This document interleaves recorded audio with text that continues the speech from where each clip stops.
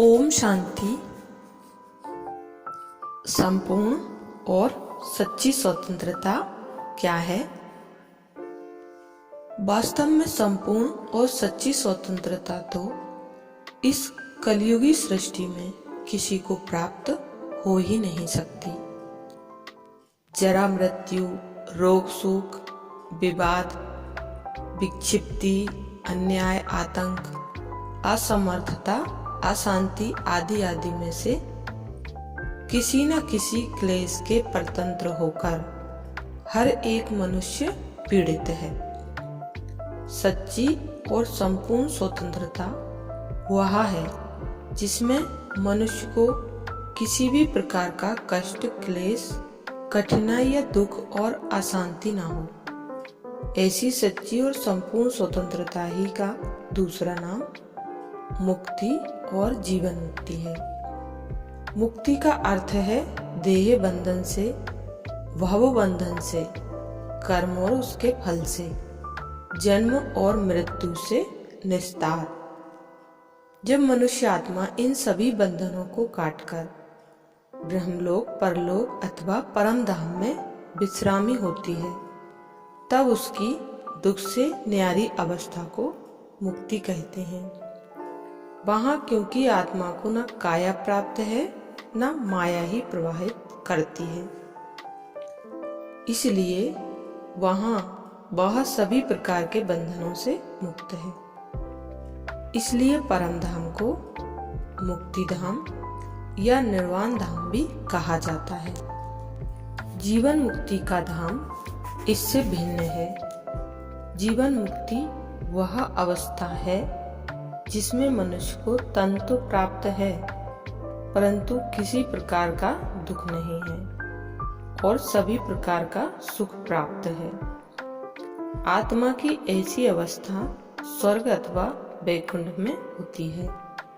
वहां न जन्म दुख से होता है न देह अवसान की पीड़ा होती है, न तन का रोग सताता है, न मनुष्य को शत्रु का भय दुखित करता है, न किसी भोग्य पदार्थ की कमी होती है, न ही मनुष्य का मन किसी बुराई के बंधन में होता है।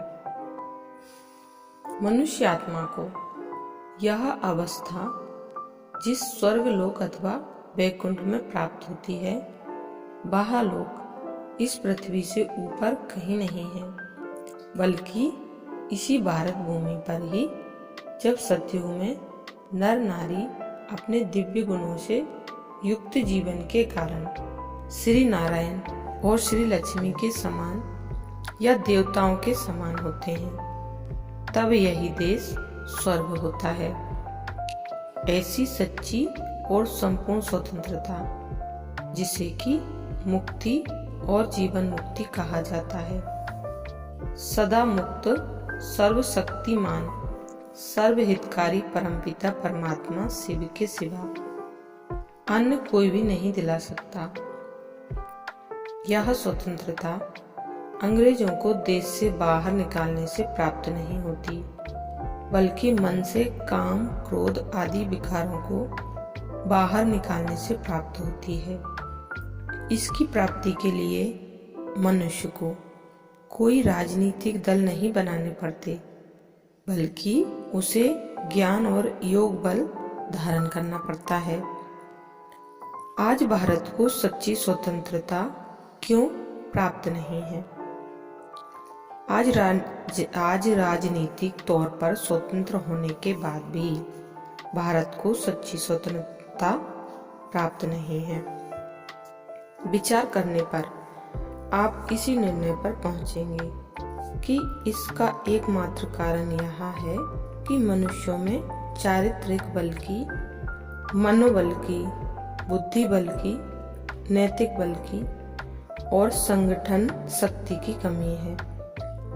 भारतवासियों में आज आलस्य, प्रमाद, मतभेद, वैमनस्य, क्रोध भाव, पद लोलुपता, काम, क्रोध आदि विकार प्रधान है। यही कारण है कि आज वे प्रकृति के दास, पैसे के दास, अन्न और धन के लिए मोहताज हैं। अंत अतः अब भारत के पुनरुद्धार के लिए ईश्वर ज्ञान बल तथा सहज राजीव बल की आवश्यकता है, ताकि उनके विचार उच्च बने, उनका जीवन सात्विक हो, उनका स्वभाव पवित्र बने और उनका आत्मबल बढ़े तथा विकर्मों की प्रवृत्ति सत्कर्मों की प्रवृत्ति में परिणत हो। आज लोगों ने धर्म से ध्यान हटाकर कर्म ही को मुख्यता दे दी है। उन्होंने परमार्थ को परे फेंककर केवल व्यवहार ही को अपना लिया है। उन्होंने गृहस्थ को आश्रमों से अलग मानकर आश्रम अलग बना लिया है। उन्होंने ज्ञान और योग को सन्यासियों की चीज मानकर अज्ञान और भोग से जीवन को नष्ट करना ही अपना कर्तव्य मान लिया है। आज गृहस्थी की गाड़ी एक ऐसी गाड़ी बन गई है कि जो पुत्र परिवार भार से भरी है, परंतु जिसके ज्ञान और योग रूपी बाजू जड़ जड़ीभूत होकर टूटने की स्थिति में आ पहुंचे हैं और जिसमें कि परमार्थ रूपी घोड़ा उल्टा जुड़ा है, इसीलिए ही यह गाड़ी चल नहीं रही। यह सुख और शांति की ओर अथवा स्वर्ग तथा सुखधाम की ओर बढ़ नहीं रही है।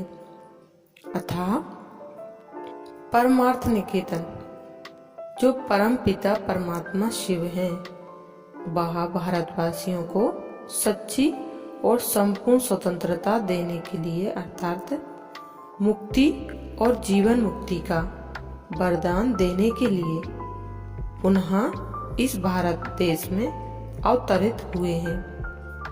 प्रजापिता ब्रह्मा के साकार मानवी तन में प्रविष्ट होकर वह उनके मुखारविंद द्वारा पुनः गीता ज्ञान की मुरली बजा रहे हैं। वह ऐसा हर्षकारी ज्ञान दे रहे हैं कि जिससे विकारों से तप्त आत्मा को शीतलता मिलती है।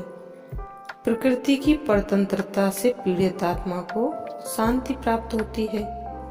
इस ईश्वरीय ज्ञान बल, सहज योग बल, अहिंसा बल तथा पवित्रता बल या ब्रह्मचर्य बल से ही भारत को सच्चे अर्थों में राजनीतिक, आर्थिक तथा आत्मिक स्वतंत्रता मिलेगी। अतः आज जबकि विश्व के बापू स्वयं परमपिता परमात्मा शिव सच्ची एवं संपूर्ण सुख शांति वाली स्वतंत्रता के लिए हमारी मार्ग प्रदर्शना कर रहे हैं, तो हम भारतवासियों का कर्तव्य है कि जैसे हमने इस टूटी फूटी राजनीतिक स्वतंत्रता के लिए कुर्बानी दी, इसी प्रकार इसके लिए परमात्मा शिव हमसे केवल विकारों की कुर्बानी मांगते हैं। बस वे हमें व्यवहार के साथ परमार्थ को, कर्म के साथ धर्म को अथवा योग को और ज्ञान को जोड़ने के लिए कहते हैं। क्या हम इतनी बड़ी प्राप्ति के लिए, देश की भलाई के लिए यह छोटी सी कुर्बानी भी नहीं कर सकते? अच्छा, ओम शांति।